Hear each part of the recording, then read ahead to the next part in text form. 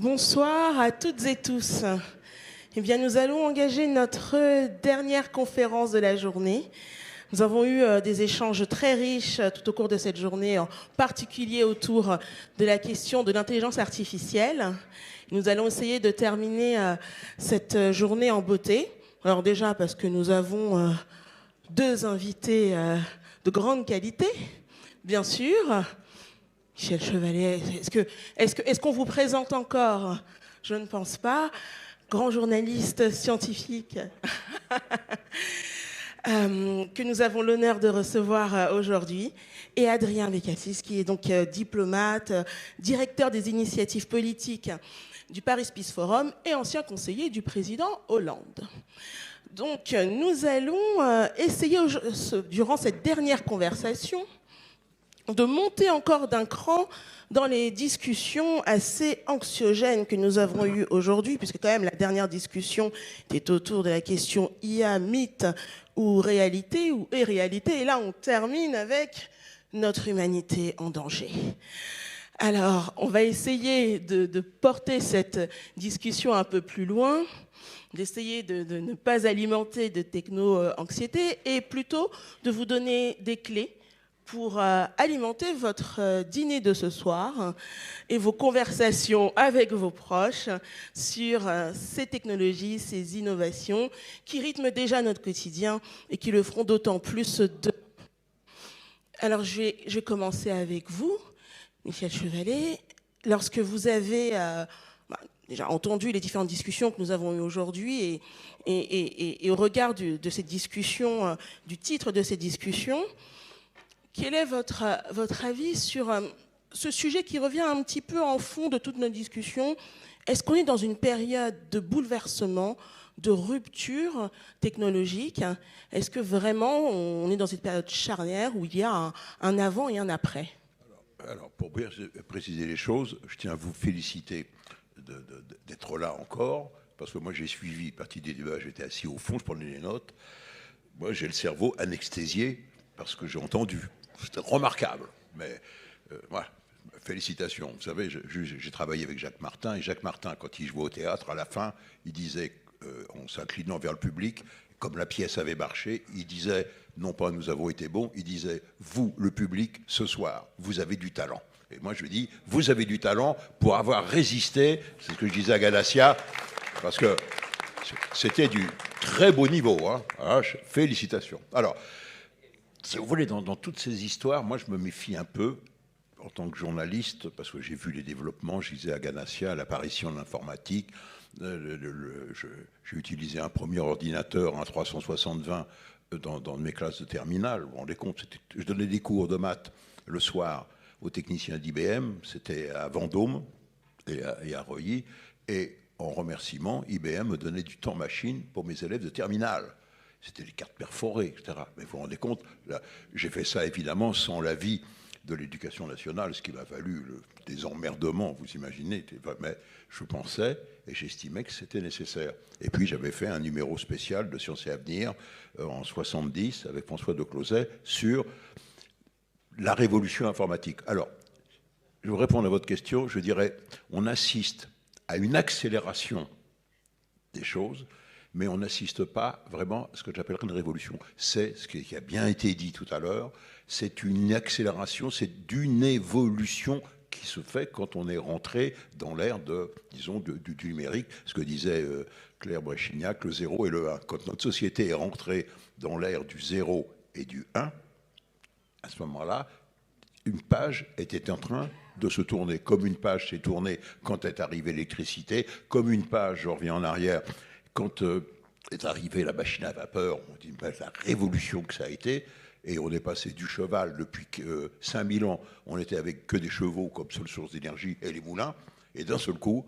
on a, en faisant chauffer, bouillir de l'eau, on avait une source d'énergie beaucoup plus importante et modulaire. Donc, je réponds, on assiste surtout à une accélération. Et la grande question est-ce que monsieur tout le monde, puisque moi je m'adresse toujours, comme disait Léon Zitrone, à madame Michu, il me disait, moi je parle à ma concierge, c'est ce que disait Léon, est-ce que nous, notre société, sont capables de suivre? Et curieusement, On s'aperçoit que ces nouvelles données, l'intelligence, c'est un peu de tarte à la crème, on en fout partout. Eh bien, une partie de la société l'intègre, ça va devenir un outil, parce qu'il est déjà maintenant chat GPD et sur votre téléphone portable. Donc, curieusement, l'intégration sans connaissance particulière, c'est ça qui est bien, va l'intégrer, alors qu'une autre partie de la société, elle, va faire, disons, un blocage. Je termine en disant par une phrase, c'est celle de mon copain Bertrand Piccard.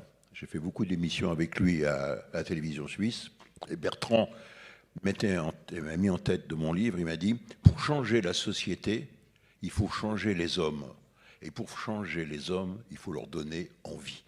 C'est bien ce qui se passe actuellement. Il faut qu'on leur donne, c'est notre rôle à nous, communicants, leur donner envie de s'intéresser et d'intégrer. Apprendre, étymologiquement, c'est prendre avec. Apprendre, c'est prendre avec. Il faut prendre avec soi ces nouvelles connaissances. C'est notre rôle à nous, journalistes.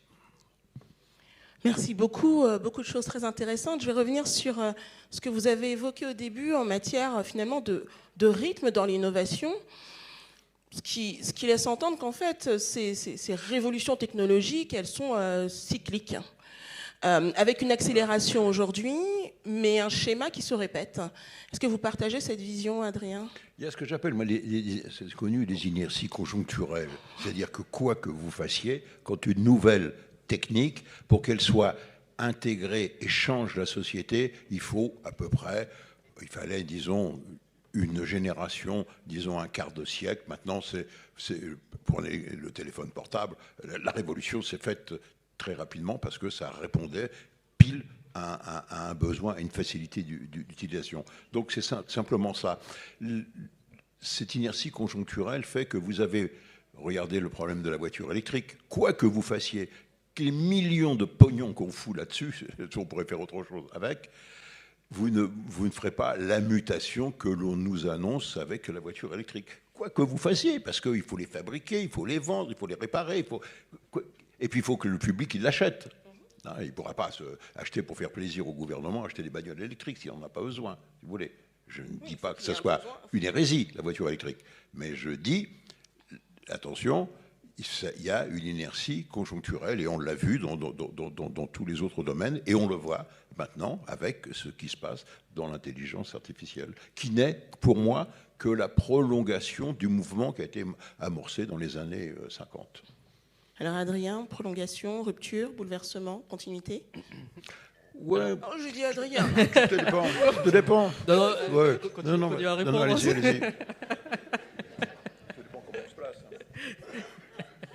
Bon, notre rôle, alors, on a bien conscience qu'il est 19h, un samedi soir, c'est l'heure de l'apéro, et donc il faut qu'on rende le débat un peu vivant. Bonne idée. Et donc il faut qu'on marque un petit peu les désaccords. Donc évidemment, je vais prendre la position contraire. Plus sérieusement, oui, évidemment, c'est une avancée en plus, c'est une avancée incrémentale qui accélère. La question, pensez à partir de quel moment l'accélération provoque un changement de nature. Pas simplement un changement de vitesse, mais un changement de nature. On a beaucoup parlé d'intelligence artificielle, il y a des dizaines d'exemples évoqués tout au long de la journée. Ça va changer, ça va nous ouvrir des champs de connaissances immenses, gigantesques. Il a été dit l'exemple plusieurs fois de la structure des protéines. On a en quelques semaines fait l'équivalent de plusieurs centaines d'années de recherche scientifique qu'on aurait fait à la main sans ça. Et il va y avoir ça dans tous les domaines. Il va y avoir ça dans la physique, dans la chimie moléculaire, dans des technologies climatiques. Donc, on va s'ouvrir des champs de scientifiques, des champs de connaissances qui sont très importants. Là-dedans, il faut faire attention à ne pas réfléchir uniquement avec les algorithmes qu'on a aujourd'hui. Pour plusieurs raisons. Déjà parce que tout le monde est obnubilé par les algorithmes de langage. Ce n'est pas les algorithmes de langage qui vont produire de la recherche scientifique, mais les algorithmes de langage ne résument pas l'intelligence artificielle. Il y a des systèmes d'intelligence artificielle qui sont développés de plein d'autres façons, et ceux qu'on a aujourd'hui sont les plus mauvais qu'on n'aura jamais. Ils ne vont faire que s'améliorer. Donc il faut essayer d'anticiper un peu et de voir ce qui va se passer. Je rajoute qu'à côté de l'intelligence artificielle dont on a beaucoup parlé, il y a tout un tas d'autres champs scientifiques qui sont en train d'exploser. Il avait été mentionné tout à l'heure, je crois que Mme Bréchignac avait mentionné en passant la génétique. On a depuis quelques années découvert des ciseaux génétiques on est capable de faire de l'édition génétique très précise, on est capable de changer un gène précisément. On va de plus en plus connaître les caractéristiques de ces gènes, ce qui permettent de changer. Donc, quand on changera des gènes qui sont dans des cellules germinales, on changera la trajectoire évolutive de l'espèce. On a aujourd'hui techniquement la capacité de changer la trajectoire évolutive de l'espèce, ce qu'on n'avait pas il y a 15 ans. Les premiers humains génétiquement modifiés sont déjà sur Terre. Ils sont nés il y a 4 ans, je crois, ou 5 ans en Chine, à la stupéfaction de la communauté scientifique, contre toutes les règles. Un chercheur a mis dans un embryon, en utilisant cette technique-là. Cette technique, on la connaît, donc c'est à peu près sûr qu'on va l'utiliser à l'avenir. Pour l'instant, il y a eu un gel là-dessus depuis 5 ans, parce que cette expérience a provoqué... on peut citer d'autres exemples. Sur le climat, par exemple, on sait aujourd'hui, techniquement, comment construire un thermostat pour baisser la température de la planète. Si on veut baisser la température de 1,5 degré, 1 degré, on sait faire. Techniquement, il n'y a pas de doute sur le fait que ça marche. On voit des particules dans la haute stratosphère qui réfléchissent une partie des rayonnements solaires et la température diminue. Tous les modèles le montrent, ça a des effets secondaires, c'est très compliqué à gouverner, c'est peut-être pas, sans doute pas advisable, souhaitable. Mais techniquement, on sait le faire. Et donc, ce qui se passe dans ces années, et c'est quelques exemples de ces dernières années qui vont accélérer. Ça veut dire qu'on est certainement, au point de vue historique, dans un moment où on se dote de capacité de prendre le contrôle sur des systèmes qui jusque-là étaient extérieurs à nous. Et ça, c'est quelque chose qui... On peut dire c'est juste quelque chose en plus, une addition en plus, une connaissance en plus qu'on va être capable d'utiliser, qu'on va être capable. On peut penser que l'accumulation de ça, on pourra revenir après sur pourquoi ça s'accumule aussi vite, mais provoque un changement de nature. Et ça pose derrière la question, qu'est-ce qu'on en fait? Est-ce qu'on est capable de gouverner ces évolutions? Alors il y a quelque chose, alors c'est de l'ordre de la sémantique, mais il y a toujours quelque chose derrière qui m'interpelle dans votre discours, c'est que vous dites « on sait faire ».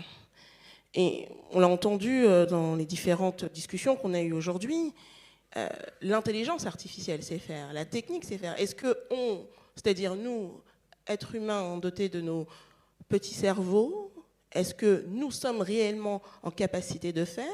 Et lorsque vous indiquez qu'on est en train de prendre le contrôle sur un certain nombre de techniques, est-ce que finalement, ce n'est pas la technique qui prend le contrôle in fine, est-ce qu'on n'est pas dépassé par cette technique? Alors, c'est la différence entre le réel et l'imaginaire. Voilà, tout de suite. Alors, on revient sur le prospectif. C'est vrai qu'on a des outils de plus en plus puissants et l'accumulation de connaissances aussi qui nous permettent d'être beaucoup plus performants. On est tout à fait d'accord. Et quand on fait de la prospective, donc là c'est l'imaginaire, c'est indispensable, on peut commettre des erreurs énormes et les choses ne se passent pas comme on les avait prévues. Et je vais vous prendre un exemple, il est célèbre. 1969, on décroche du premier coup la Lune. On s'aperçoit qu'aujourd'hui, ça a été vraiment limite et tangent. Ils l'ont réussi, chapeau, avec les moyens de l'époque. C'est-à-dire avec des moyens informatiques qui étaient, je ne sais plus, 100 fois ou 1000 fois moins puissants que ce que l'on a dans la poche avec des 4004. Voilà.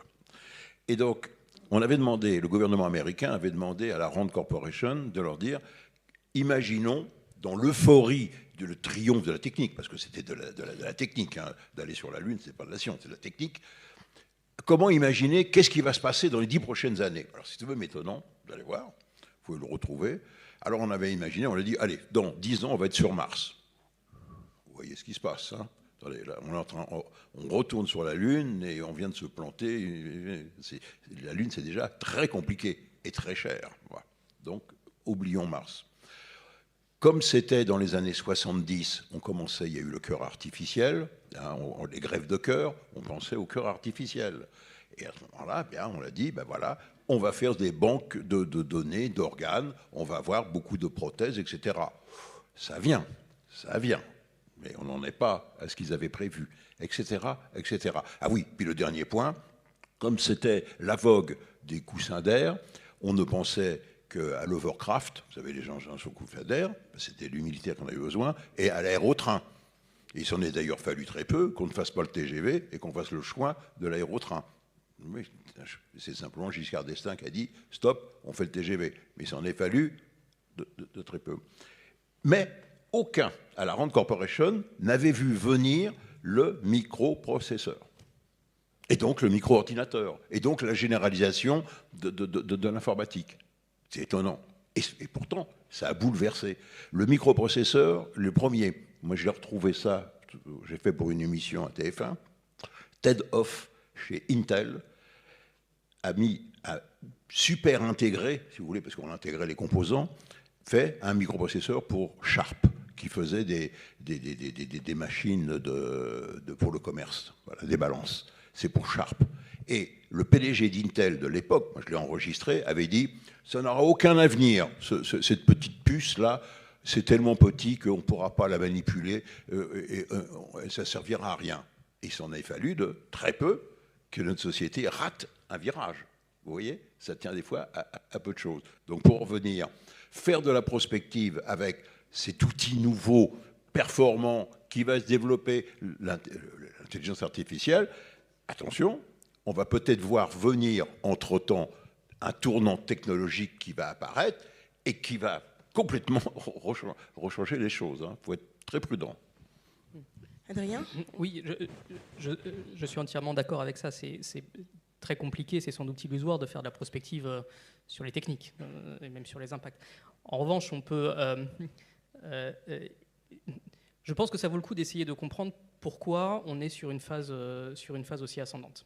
Ce qui permet de comprendre où on va quand même, sans avoir besoin de dire sur telle technique précisément, ça va se développer, donc on va avoir à gérer ça, etc. Si on prenons un pas de recul. Tout ce que vous avez dit sur le fait que des techniques nouvelles sont découvertes et que tout d'un coup, elles se propagent, elles sont inarrêtables et elles produisent des choses qui sont inattendues et qui bouleversent énormément de choses. Pour moi, touche à quelque chose de très important, qui est la différence entre la science et la politique, ou la science et la culture, ou ce qui fait les sociétés. Et là, je parle, moi je ne suis pas scientifique, je suis haut fonctionnaire, donc mon rôle est plutôt d'essayer de trouver des façons d'organiser les sociétés. Mais précisément, c'est ça qui me frappe de mon point de vue. La science est cumulative, elle ne s'arrête jamais. Et en réalité, elle est inarrêtable. Je vais vous prendre un exemple. Je vois dans le public, il y a quelques très grands amateurs de musique classique de Bach. C'est pas déraisonnable de dire que un compositeur, il y a plus de 350 ans, a composé une musique qui est aujourd'hui indépassable, parce qu'il a touché quelque chose. On peut discuter, mais ce n'est pas déraisonnable. En revanche, n'importe quel étudiant de seconde aujourd'hui manipule des concepts mathématiques qui sont bien plus évolués que ceux que Pythagore faisait. Ce n'est pas parce qu'on est plus intelligent aujourd'hui. On n'est pas plus intelligent aujourd'hui. C'est simplement parce qu'on est assis sur un stock de connaissances qui ne fait qu'augmenter. La culture est séquentielle, on peut avoir des hauts et des bas, et on réfléchit dans ce monde-là. Souvent, quand on réfléchit à la science, on plaque cette vision des choses, qui n'est pas vraie. La science, le stock de connaissances, ne fait que progresser, on ne le désinvente jamais. Il y a 400 ans, quand on prenait l'ensemble, vous prenez les connaissances les plus pointues en ingénierie, en astronomie, en sciences des matériaux, on bâtissait des caravelles. C'est quelque chose de fascinant, des caravelles à l'époque. Ça traversait les océans, on savait se repérer avec des étoiles, c'était le summum de la science. Vous prenez là où on est ces mêmes sciences aujourd'hui, on bâtit le télescope Webb, qui on est capable d'envoyer à 1,5 million de kilomètres de la Terre, un télescope aux caractéristiques incroyables qui est capable de regarder ce qui se passait il y a 100 millions d'années. avant nous. Et c'est pas parce qu'on est plus intelligent que les bâtisseurs de Caravelle, encore une fois, c'est parce que on est des nains qui sont sur les épaules des géants, qui croissent sans cesse. Ça fait que la science arrive et percute en continu ce qu'on pense être l'établissement de nos sociétés. Je rajoute un point, c'est que ça avait été dit avant, sa production dépend de contextes culturels spécifiques. Oui, elles émergent sans doute de façon qu'on peut expliquer par les représentations du monde, du moment, etc. Mais elles ont une autre caractéristique, c'est que leur validité est universelle. Les inventions et la connaissance en physique, en astronomie, en chimie, en mathématiques, qui se développe où qu'elle soit dans le monde, elle est valable aussi bien en Occident qu'en Asie, que partout d'ailleurs. Et donc ça veut dire que sa production est distribuée partout, et donc elle va continuer partout, et qu'on ne peut pas la contrôler en contrôlant les contextes sociaux. Donc c'est absolument illusoire de penser l'arrêter. Et ça correspond de toute façon à un trait fondamental de l'esprit humain. C'est la curiosité intrinsèque. On a toujours envie d'en savoir plus. On a toujours envie de savoir ce qui va se passer de l'autre côté de la colline. Qu'est-ce qu'il y a en plus? Donc il faut se préparer quand on met ensemble le fait que ça se cumule, ça ne recule jamais, ça se cumule et ça vient de tous les côtés pour s'additionner sur quelque chose qu'on n'arrive pas à contrôler. On a ce mouvement d'accélération. Évidemment, ce mouvement d'accélération, quand il commence à se combiner, parce qu'aujourd'hui, ce qu'on voit, c'est que les avancées dans l'intelligence artificielle permettent de très grandes avancées dans la biologie. Une grande partie de la biologie est de la biologie computationnelle, où on met des très grandes bases de données, qui permet des avancées en médecine, qui permet des avancées en chimie. Donc tout ça converge, et tout ça vient percuter le besoin de stabilité des sociétés humaines. On a besoin de savoir où on va, on a besoin de pouvoir le maîtriser. Je pense qu'on est dans ce moment-là, on est dans ce moment de bascule. Donc on revient à la question, est-ce que c'est simplement incrémental, est-ce que c'est un changement de nature? Moi je pense qu'on est historiquement dans une période qui est plutôt un changement de nature. Et donc concrètement, si on prend mes petites fiches que j'ai travaillées avec beaucoup de sérieux pour ces 3 jours de discussion, l'année prochaine, qu'est-ce que j'en fais? Est-ce qu'elles seront complètement obsolètes parce qu'il y aura eu cette accélération de la connaissance, de la technique? Est-ce que je pourrais complètement recycler les mêmes parce qu'on aura fantasmé énormément de choses et que finalement l'année prochaine on sera sur les mêmes discussions? Ou est-ce que je les jette à la poubelle? Est-ce que de toute façon on est sur un effet de mode? À mon avis, on sera dans les mêmes, on pourra reprendre les mêmes et recommencer sur ces problèmes-là l'année prochaine, je crois. Non, ça va très vite, mais enfin, attendez, on n'est pas assis sur une fusée qui va vers la Lune. Il y a une espèce d'inertie. Vous savez, moi je dis tout le temps, de temps en temps, j'en discutais avec Ganassia, et on parlait du cerveau humain, du mode de fonctionnement. Et je dis curieusement, cette somme d'informations, cette nouveauté, comment Madame Michu va l'intégrer, la prendre avec? Va-t-elle donc s'adapter? Je parle de son cerveau. Comment notre société aussi va-t-elle s'adapter? Or, curieusement, le cerveau humain a des ressources, c'est le propre de l'intelligence, entre autres, c'est de savoir s'adapter, intègre assez facilement ou rejette les nouveautés. Et vous voyez, il y a une scission dans la société, il y a des gens qui ne vont pas l'intégrer et vont le rejeter. C'est trop compliqué, ça ne m'intéresse pas, je n'y comprends rien, et c'est fini, il y a un blocage intellectuel, et donc quoi que vous fassiez, vous n'y arriverez pas, et donc ces gens vont être malheureusement marginalisés dans la société, et puis les autres qui font. Et on a ce qu'on appelle, moi j'appellerais dans le cerveau humain le paléencéphale, c'est-à-dire le minien profond, ce que l'on a hérité depuis 8 millions d'années, là, depuis qu'on s'est séparé des singes, et qui est l'operating system, fort heureusement, qui nous garantit qu'on a toujours des fondamentaux, et qui sont des garde-fous pour nous, pour nos sociétés. Donc on va intégrer les nouvelles données, on les intègre, mais toujours avec un temps de réponse et une réponse différente suivant la culture des individus. Donc moi je suis confiant. On ne va pas dire que ça va être c'est une évolution de la société, ça va avoir des conséquences sociales, économiques, c'est indéniable. Ce qui est marquant, c'est les problèmes auxquels se trouve notre société, c'est des problèmes de plus en plus complexes. Moi, je travaille beaucoup sur le problème du réchauffement climatique. On s'aperçoit que c'est d'une complexité, la modélisation du climat de la planète, un truc, on en découvre sans arrêt.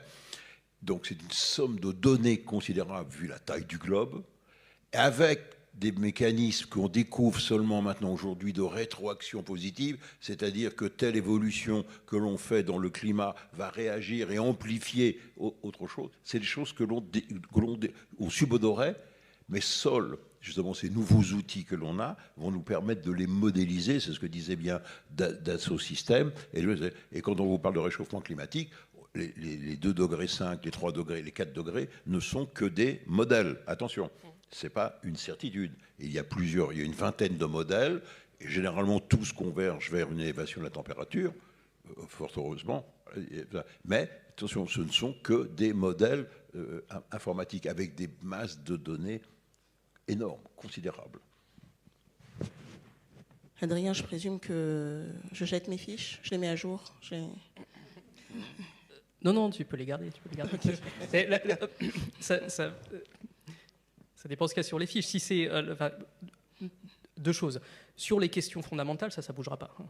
On reste une évolution comme ça se fait pas en un an.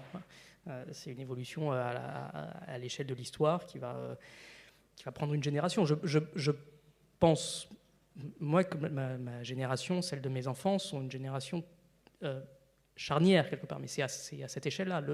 Le monde qu'ils verront eux sera un monde qui sera beaucoup plus différent de celui dans lequel moi je suis né, que le monde dans lequel je suis né l'était de celui de mes parents.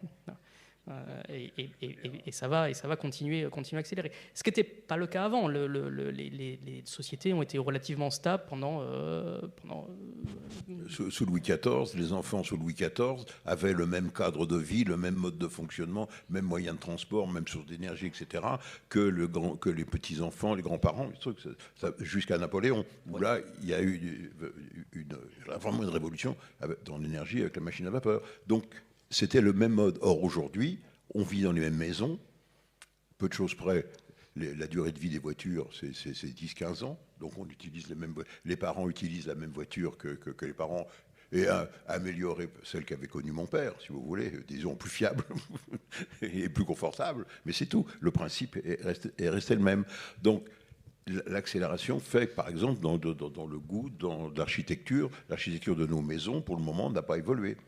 À peu de choses près, moi j'habite le pavillon qu'avaient mes parents, qu'avaient mes grands-parents. C'est la même structure, même toit, même truc. Oui, mais maintenant on a des cuisines ouvertes avec un îlot central.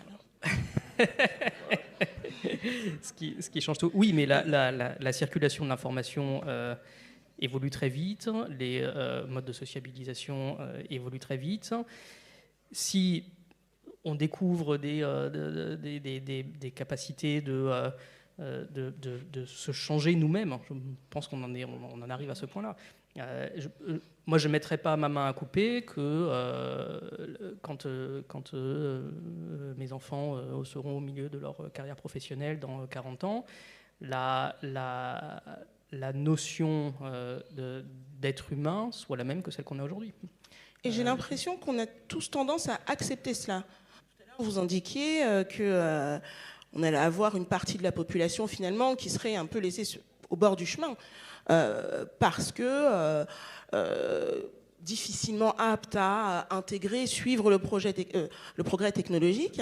Et c'est comme un acquis aujourd'hui dans notre société. C'est quelque chose qui est accepté et qui m'interpelle énormément. Alors moi, j'ai ma marotte toujours qui sont notamment ces IA d'aide à la décision.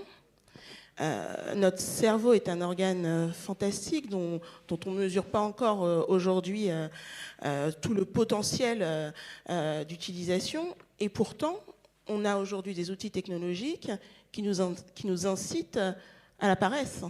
On a des outils technologiques qui nous disent que parce que nous avons une surcharge d'informations, de décisions à prendre, de notifications dans tous les sens, eh bien on va avoir des algorithmes qui vont nous dire ce qu'il y a de mieux à faire pour nous, pour nos proches, dans notre quotidien. Et est-ce que cela, je vous pose d'abord la question à vous, Michel, qui avait été aussi très porté vers le fonctionnement de notre cerveau. Est-ce que vous pensez qu'on n'est pas en train d'affaiblir la gymnastique de notre cerveau Est-ce qu'on n'est pas en train aussi, du coup, d'affaiblir notre humanité ainsi? Il faut être sérieux. Je le suis. Il faut être sérieux. Nos enfants, enfin, regardez les choses. Les enfants d'aujourd'hui, moi j'étais professeur aussi, je sais ce que c'est, pendant 10 ans, en savent beaucoup plus sur notre univers, sur notre mode de vie, que nous. Que nous. Et pourtant, moi, je fais partie de la génération des 30 glorieuses. Et donc, voilà, il faut faire très attention. L'intégration des évolutions fait, par l'accès à l'information et l'intégration de ces informations, fait qu'ils en savent beaucoup plus sur le monde, parce qu'il y a des documentaires, parce qu'il a accès maintenant beaucoup plus facilement avec ces machines là qu'il a entre les mains. Voilà, que nous, on n'avait pas. Nous, on faisait de la bibliothèque, on feuilletait des livres, on achetait des revues. Voilà. Tandis que là, maintenant, ils ont accès. Donc, ils en savent. Moi, je dis, ils sont plus intelligents de ce point de vue-là que nous, on l'a été. C'est quelque chose qu'on n'entend pas beaucoup de nos jours. Voilà. Donc, je ne suis pas pessimiste. Mais je dis, attention, ça donne des pouvoirs. On en avait débattu. Il y a des monopoles qui maîtrisent les circuits de l'information. Enfin, entre nous... Quand vous revenez au Moyen-Âge, les gars, ils faisaient des ponts pour traverser les rivières, sinon ils marchaient dans l'eau, hein, ils se noyaient. Et les gars, ils mettaient des péages, des octrois. Hein. Bon, ben voilà, ils contrôlaient la circulation des gens, c'est tout. Là, maintenant, notre société, c'est à elle, aux politiques, à mettre des garde-fous pour notre société, c'est tout. On le fait dans le domaine de la génétique. Hein. Justement, vous parliez des tripatouillages génétiques, entre guillemets, qui se font. Enfin, maintenant, il y a des lois bioéthiques qui existent, qui n'existaient pas avant. Mais ça n'empêchera toujours pas un docteur Falamour, dans son laboratoire, de faire de tristes expériences. Alors Adrien, qui prend les décisions? Alors, une réponse, et puis après, une question. Oui, on a des lois. Il est très difficile de penser aujourd'hui à des techniques que l'on maîtrise, que l'on sait interdit. Il y en a, j'en vois qu'une, c'est le clonage. Et encore, on ne sait pas très bien le faire. Le jour où on saura très bien faire du clonage, je ne sais même pas si on arrivera à y résister. Et donc, à mon avis, tout ce qu'on arrive à faire techniquement, d'une façon ou d'une autre, va être fait quelque part dans le monde. Parce que quoi qu'il en soit, on ne sait pas s'arrêter et qu'on veut faire, je pense, oui. ou parce que à partir du moment où on peut faire, on fait et qu'il n'y a pas de raison d'interdire. Non, parce que je reprends le titre de la conférence, Notre humanité en danger. Un des grands risques que je vois, c'est qu'on n'ait pas la même définition de l'humanité. Et je suis sûr qu'on n'est pas d'accord là-dessus. On demande ici des Chinois, des Américains, à des Africains.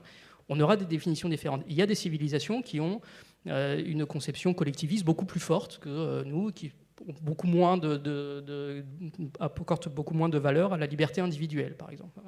Et donc, si on n'arrive pas à se mettre d'accord sur ce qu'est notre humanité, je pense que c'est ça le risque. Ça peut la mettre en danger. Donc oui, il y aura des techniques que nous, on trouvera absolument affreuses, mais qui vont se développer quelque part. Un exemple tout simple. Pour l'instant, c'est de la science-fiction, mais il y a une probabilité non zéro que ça arrive.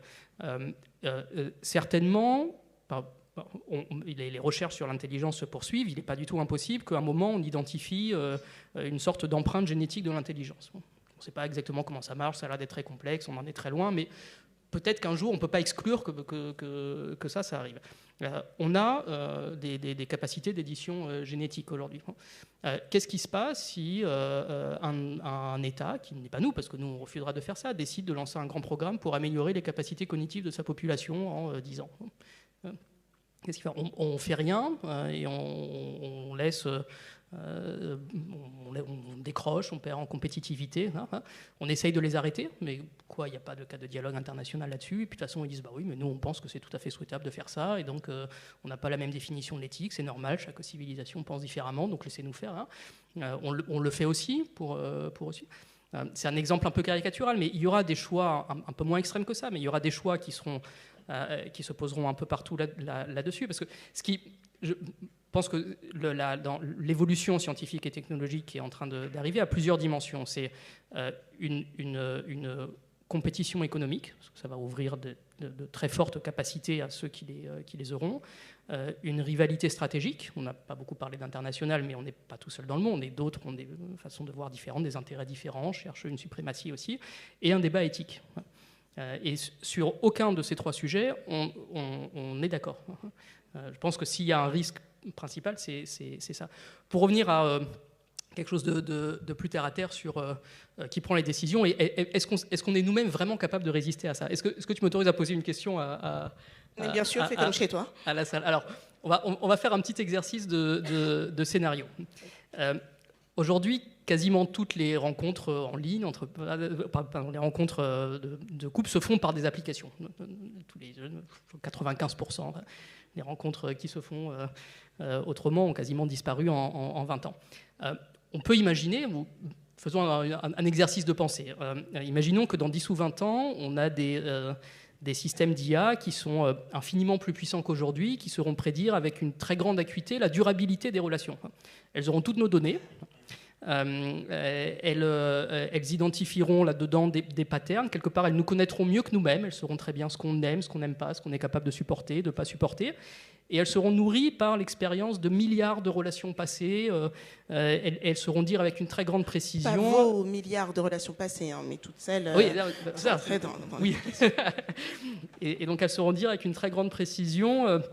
Alors, telle personne, je sais très bien pourquoi tu l'aimes maintenant, je comprends très bien, mais je peux te dire avec une grande confiance que sur la base de mes données, vous avez 85% de chances de rompre dans 2 ans.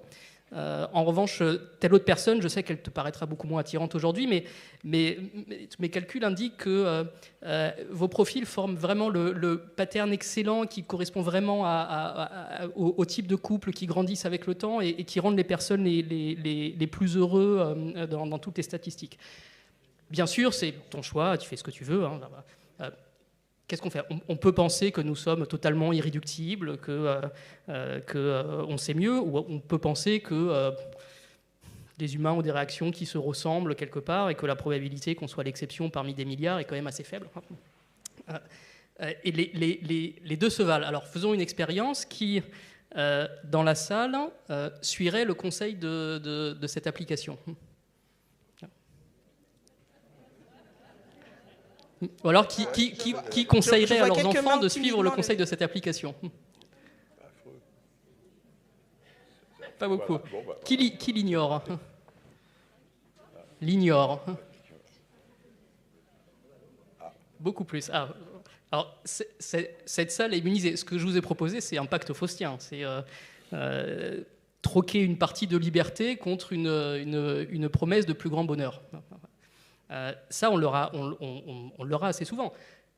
Cette salle n'en veut pas. Je ne suis pas sûr que ce soit plus généralisable. Faisons un autre exemple sur un autre système. La justice. On sait que la justice humaine est faillible. Il y a beaucoup d'études, par exemple, qui montrent que les sentences rendues avant l'heure du déjeuner sont plus dures et celles après sont plus laxistes. En tant qu'avocate, je peux le confirmer. Évidemment, la justice est perméable à un contexte politique ou idéologique. Il peut y avoir des décisions biaisées, incohérentes. Maintenant, imaginez dans un temple de la justice un juge sans faille, le juge parfait qui donne jamais de sentences incohérentes, qui est constant dans ses émotions, qui est totalement insensible à la pression politique. Chaque affaire est jugée avec une précision, une objectivité totalement infaillible, la gravité de l'acte, ses caractéristiques, les circonstances atténuantes, tout ça est pris en compte, analysé avec une très grande rigueur, la sentence et la conclusion logique, exemple de l'erreur humaine. Quelque part, c'est l'image de la justice qui tient dans sa main les plateaux de la balance, les yeux bandés. C'est l'idéal d'une impartialité absolue, totalement dépourvue de biais, totalement dépourvue d'émotions, totalement insensible aux pressions extérieures. C'est un robot, en fait. On sait que l'automatisation des peines dissuade le crime en plus, donc c'est même pas la peine d'essayer de négocier. Donc ça a sans doute une efficacité dissuasive beaucoup plus forte. Qui serait favorable à un tel système? Pas pour les grands crimes, pour les petits délits de droit commun, les trucs qui passent dans tout le temps. Ça. Ah, beaucoup de personnes. Maintenant, si à ceux qui ont répondu, si Si vous deviez être jugé, est-ce que vous préfériez être jugé par un algorithme, sachant qu'il sera totalement impartial, constant, si vous avez fait une faute, vous êtes puni, hein, ou est-ce que vous préfériez être jugé par un juge humain avec toutes ses qualités, ses faiblesses, sa faillibilité? Alors, qui préférait être jugé par un algorithme? Et qui préférait être jugé par un humain? Et qui voudrait m'avoir pour avocate? Voilà. Vous inquiétez pas, je plaide devant algorithme comme humain, dans tous les cas. Bon, c'était juste un petit exercice à la fois pour éveiller la salle, et puis Oui. pour montrer, je crois, un certain nombre de dilemmes de dilemmes éthiques, moraux, auxquels la technologie va nous confronter. Ceux-là sont peut-être imaginaires, mais il va y avoir des choses comme ça. On va être confronté à ce genre de défis assez nouveaux. Et il faudra se positionner. Quelle orientation prendront les sociétés? Est-ce que toutes prendront les mêmes orientations? Certainement pas. Est-ce que toutes les salles prendront la même orientation? Certainement pas, même à l'intérieur d'une même société. Alors, et c'est ce genre de conversation qui va falloir gouverner. Merci beaucoup, Adrien. Michel, je vous ai senti assez interpellé par ces situations. Qu'est-ce que vous en pensez? Il est en train de nous faire le meilleur des mondes, date du Huxley, là, il est en train de réécrire le meilleur des mondes, là, voilà. Non, dans tout ce que vous venez de dire, bon, moi je partage pas, je vais pas me faire juger par des robots, hein. Non, voilà. Moi, il va toujours que je garde la main sur la prise de courant. Voilà. Hein, on fait reset, voilà. Bon. Mais peut-être ce qui me choque le plus, ce qui m'interroge le plus dans notre société, c'est les monopoles qui sont en train de se créer avec les pouvoirs énormes.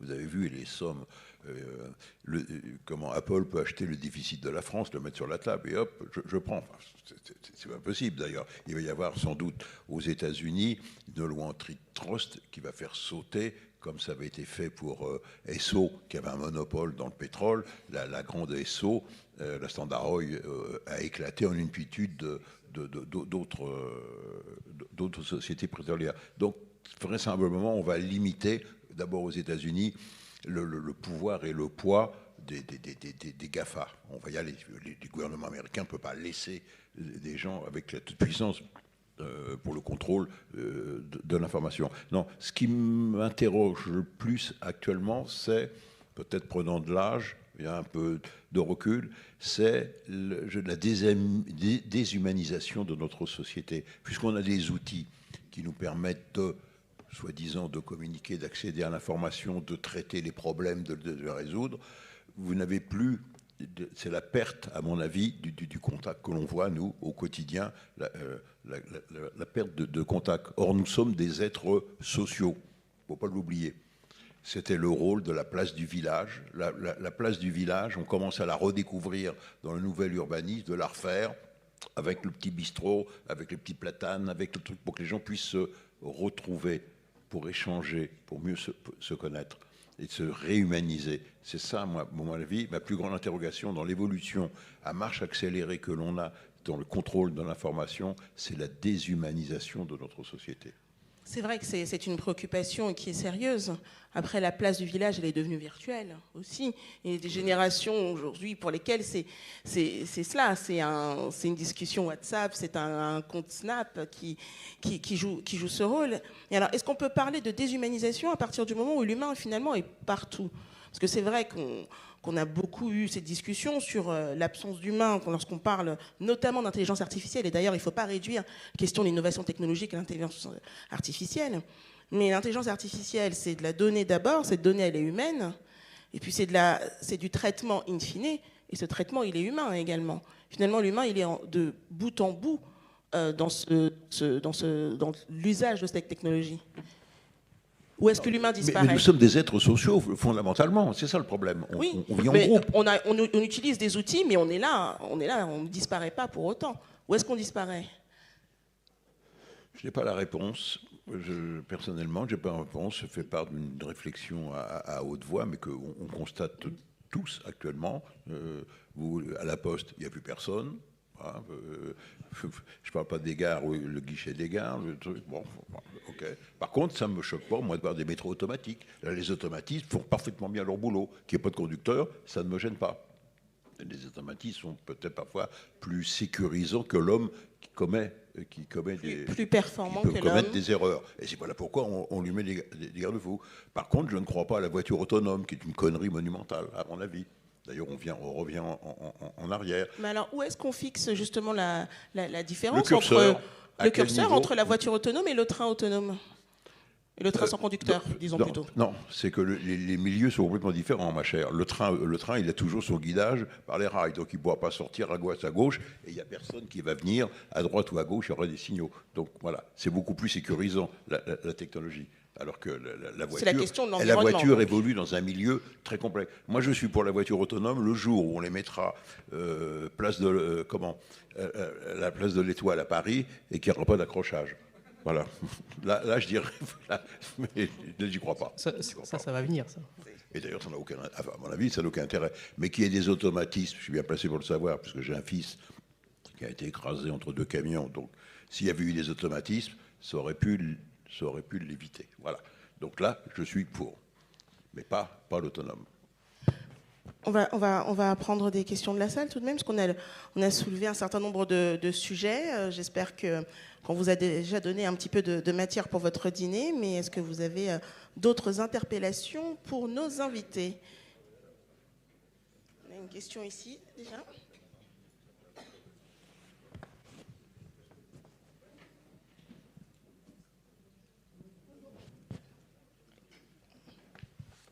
Oui, je vous remercie pour l'intervention. J'avais une question.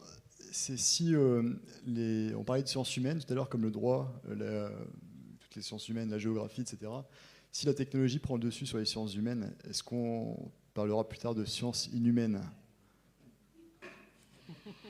Alors, et là, c'est moi qui dois répondre, en fait. Mais ça mettrait en danger notre société. Et c'est d'ailleurs ce qu'a fait le Japon. Le Japon a fait le choix d'investir énormément dans les robots pour remplacer la main-d'œuvre. Moi, si je peux me permettre un petit élément de réponse, je pense que sur ces questions de sémantique, à partir du moment où on a utilisé les termes d'intelligence artificielle pour quelque chose qui n'est ni intelligent ni artificiel, finalement, on peut aussi continuer avec des sciences humaines qui ne soient pas très humaines. C'est une belle esquive. Non, si je peux répondre, je pense que ça, c'est une question très importante qui... J'essaye de le reformuler différemment au-delà du jeu de mots. Nous sommes de plus en plus dépendants de systèmes techniques, de toute façon. Et nous allons devenir de plus en plus dépendants de systèmes techniques. Michel a dit il faut qu'on garde une prise pour pouvoir tout débrancher. On n'a pas de prise aujourd'hui pour débrancher le système électrique. On ne saurait pas vivre sans ça. Même sans Internet, je pense que si aujourd'hui il y avait une panne d'Internet globale, ce ne serait pas vital pour nous, mais quoique, ça ferait s'effondrer des pans entiers de l'économie, et donc ça résulterait certainement à terme des millions de vies cassées, très certainement. Donc on est déjà dépendant de systèmes techniques, de systèmes critiques, un certain nombre de systèmes critiques dans nos sociétés, et on en bâtit d'autres. On en bâtit d'autres constamment. La question est pour moi, ça reste une question de gouvernance. Quelle est la gouvernance de ces systèmes qui fait qu'on arrive à savoir où on va, sans savoir techniquement précisément où on va, parce qu'on ne peut pas, c'est ça. Ce que Michel pointait très bien au début. Mais la politique, c'est pas ça. La politique, c'est de décider ensemble d'aller quelque part. Peu importe là où on va en réalité. Le fait politique, c'est de décider ensemble d'aller quelque part. C'est ça qui fait société, c'est ça qui forme un groupe humain, c'est ça qui nous permet la délibération, et c'est ça qui nous permet, quand le chemin s'éclaircit, qu'on voit qu'il y a quelque chose d'autre, d'être en capacité de dire on veut ça, on veut pas ça, on veut pas. Donc ça, c'est une question de gouvernance des sciences et de la technologie que Historiquement, on a su faire, toujours. Il y a une question, une interrogation sur est-ce que nos procédures survivent à l'accélération, et une interrogation sur quelle sera la vitesse de cette accélération. Mais si on pense que tout ça va s'accélérer, est-ce qu'à un moment, il n'y aura pas une sortie de route parce qu'il y aura des choses qu'on n'aura pas eu le temps de délibérer? Sur le numérique, c'est allé très très vite, beaucoup plus vite que tout ce que la délibération politique a pu produire jusque-là. Donc là-dessus, il y a une question. Et puis, il y a une deuxième question qui est beaucoup de ces technologies dépassent nos frontières. Et donc, quelles sont les modalités possibles de convergence? Et il n'y aura pas de convergence sur tout. Et quand il n'y a pas de convergence, de coexistence de systèmes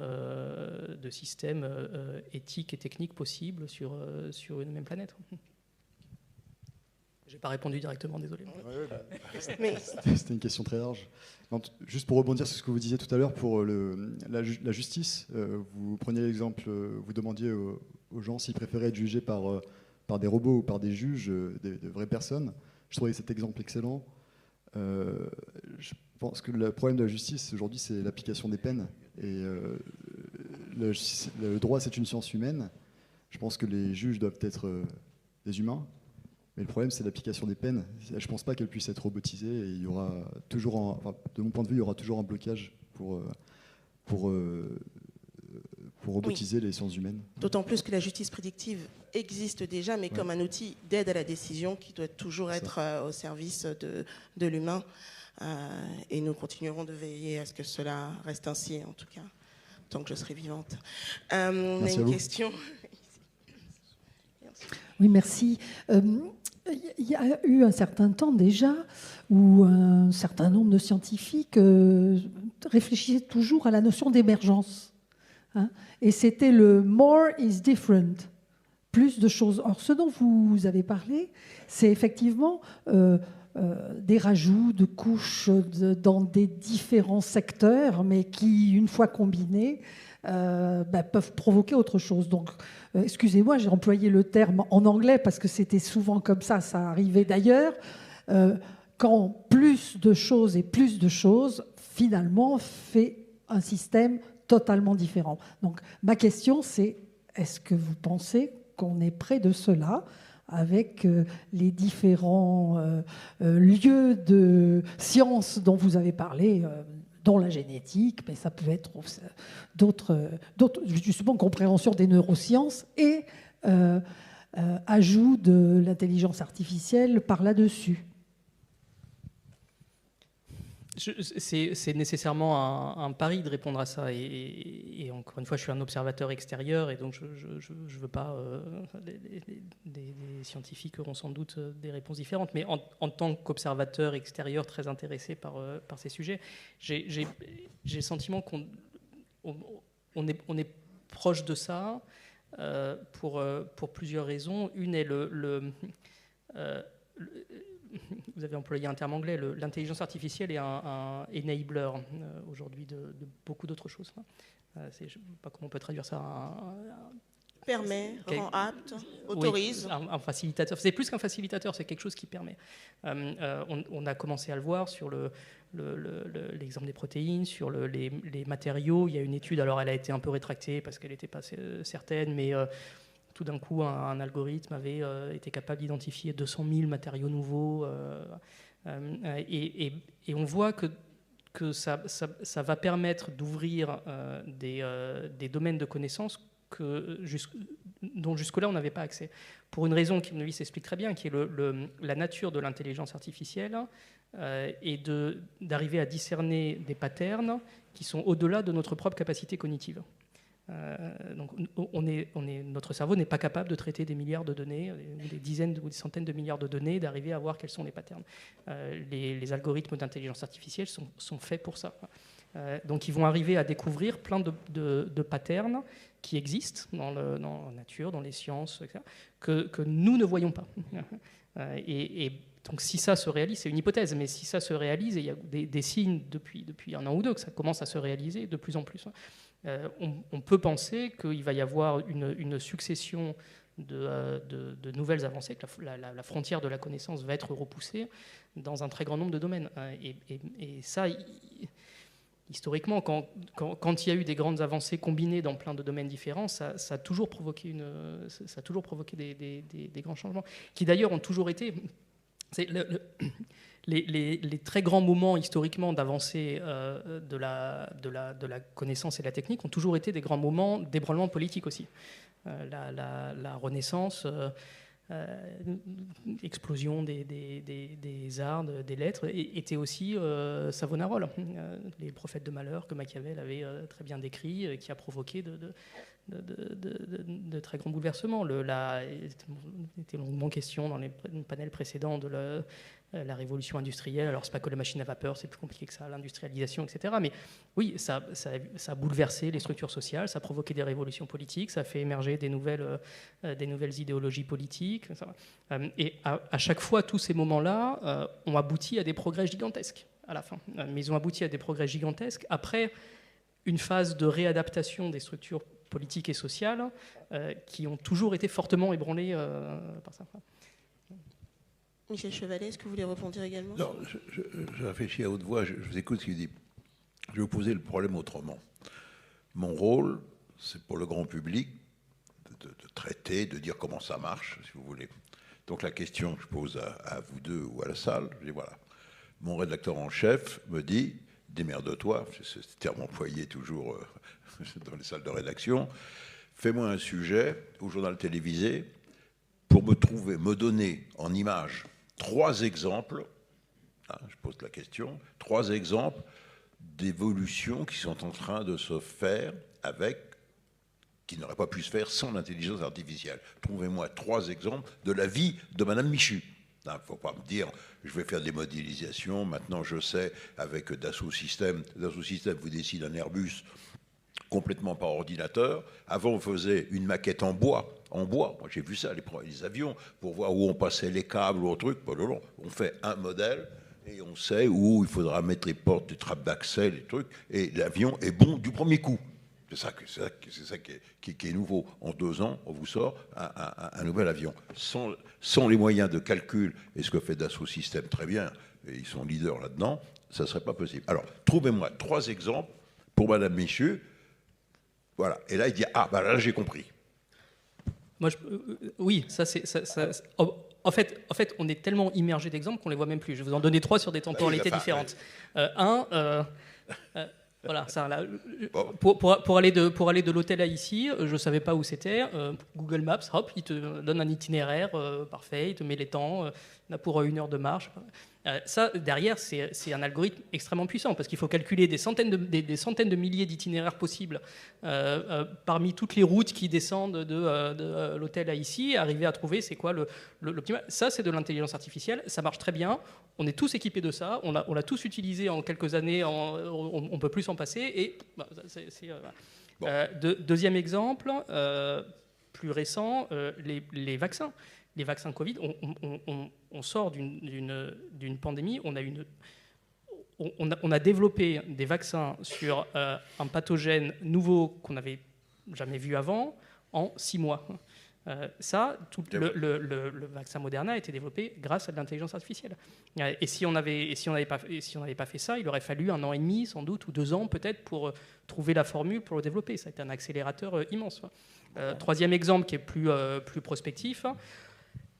Tous les débats sur tous les recherches et les prospectives sur la fusion s'accélèrent. Il s'accélère pourquoi? Parce que ce qui bloquait jusque-là la fusion, c'était la stabilité du plasma.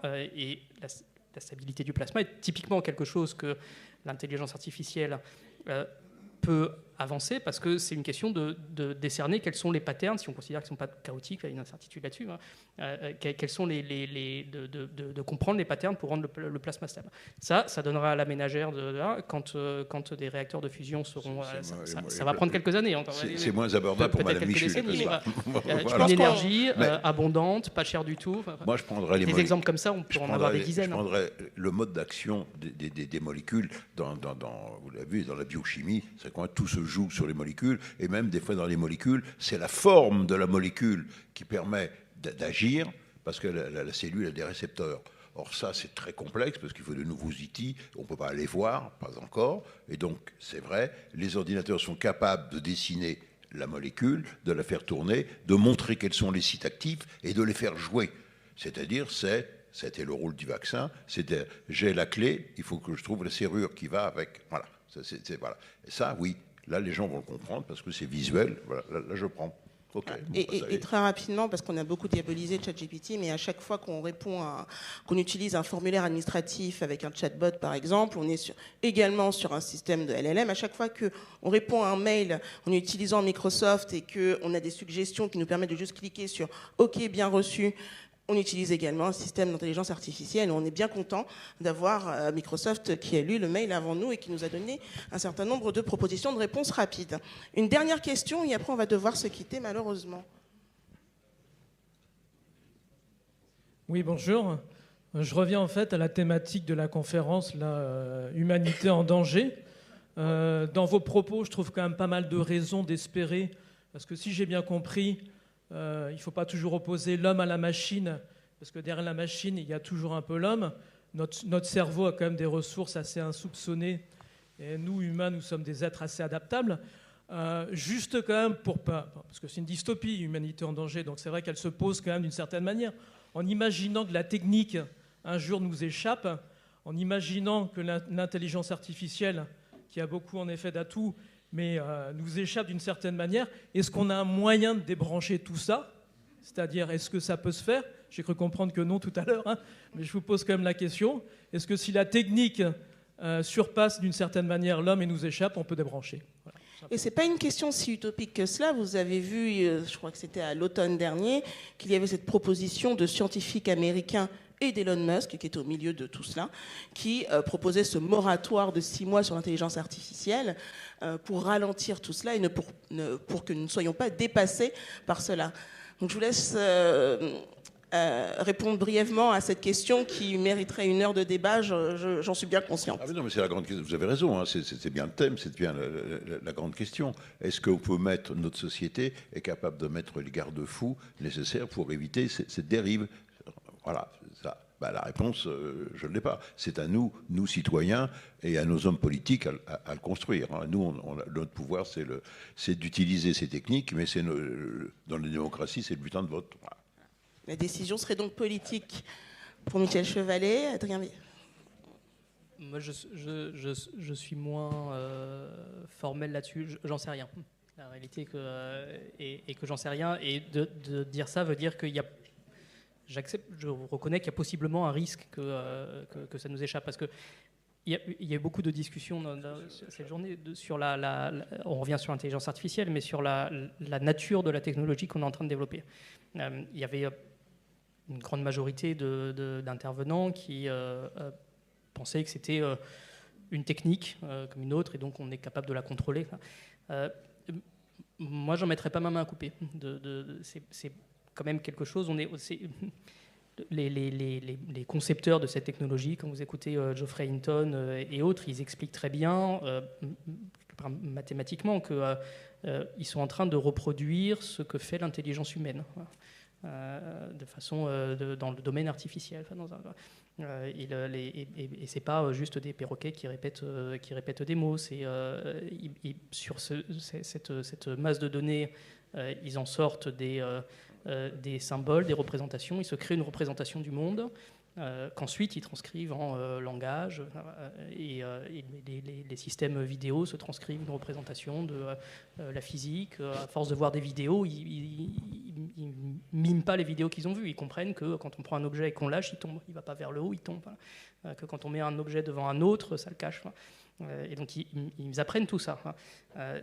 Ça crée une représentation du monde. Qu'est-ce qui se passe après ? Et encore une fois, c'est des systèmes qui sont aujourd'hui très basiques. On a l'impression qu'ils sont très très basiques. Il va y avoir des systèmes tous les ans ou tous les 2 ans, il va y avoir une nouvelle génération qui va être incrémentalement beaucoup plus puissante. Et donc, qu'est-ce qui se passe d'ici 3, 4, 5 générations d'algorithmes ? Est-ce que la capacité à retrouver ces représentations et à se construire ces représentations du monde à travers tous les textes jamais écrits, toutes les vidéos jamais vues, et puis ensuite après à travers la robotique, où ils auront eux-mêmes des capacités à toucher, à se repérer dans le monde, à interagir avec des gens, fera émerger quelque chose qui une sorte d'intelligence qui ne sera pas forcément la nôtre, mais une sorte d'intelligence, de conscience qui nous échappe. J'en sais rien. Moi, le problème, pour clore, le problème n'est pas nouveau. Je prends juste 2 exemples. L'automobile formidable, on est d'accord, quelle révolution pour la société, okay. Mais c'est plusieurs millions de morts à la surface de la planète. Qui auraient pu imaginer cela? Voilà. Et le dernier point, le problème que posent les plastiques, les nanoparticules de plastique, c'est un problème nouveau, très grave, auquel on est confronté. Et quand on a mis sur le marché les Nemours ou autres, les premières matières plastiques, c'est-à-dire le nylon ou autres, personne ne pouvait imaginer ce qui arrive maintenant. Et qui est là, c'est un problème sérieux qu'il va falloir résoudre. Là, je fais confiance. C'est à nos scientifiques, à nos politiques à le faire. Mais vous voyez, le problème n'est pas nouveau. Et moi, je me permets de vous donner mon avis. Je pense qu'en effet que c'est une question politique, et je dirais même géopolitique. Et ça tombe bien puisque ce sera le thème des 2 conférences que vous aurez demain matin lorsque vous reviendrez ici pour la suite de nos discussions. Donc il nous reste à remercier nos 2 intervenants. Merci beaucoup pour la qualité de ces échanges, ces débats qui nous ont donné beaucoup de matière pour réfléchir à l'avenir.